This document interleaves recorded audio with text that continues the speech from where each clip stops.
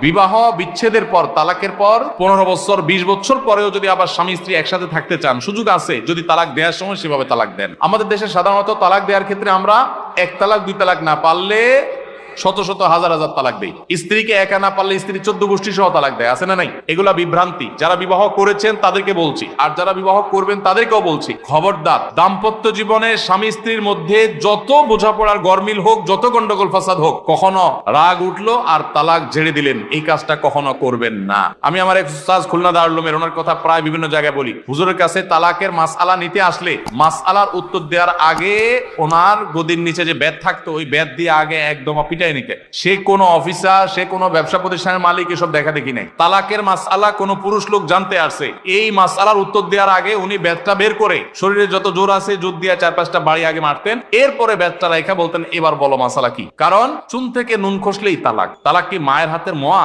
মনে চাইলো তালাক দিয়ে দিলেন? একটা সম্পর্ক থাকা না থাকার ব্যাপার। এখানে পুরুষরা যেরকম হচ্ছে, অনেক মেয়েরাও আছে, কিছু হলেই বাবার বাড়ি দৌড় দিব, হইতে না হইতে বলে না তোমার সংসার আর করবো না, আবার বেহায়ের মতো সেই সংসার ঠিকই করে।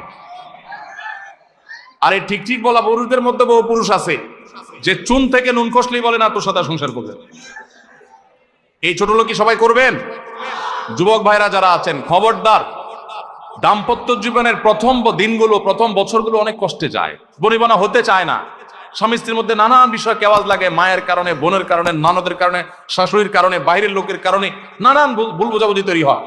দিন যত অতিবাহিত হতে থাকবে, যত পারিবারিক জীবনটা সামনে এগোতে থাকবে, লাস্টিং করতে থাকবে, সন্তান বড় হতে থাকবে, ইনশাআল্লাহ দেখবেন এগুলো সব হারায় যাবে। যারা ধৈর্যশীল তারা সবর করে, যারা অধৈর্যশীল তারা আগে ভাগে রাস্তা দুই দিক করে ফেলে। এজন্য ধৈর্য সহ্য ছাড়া কখনো পারিবারিক জীবন টিকানো সম্ভব নয়।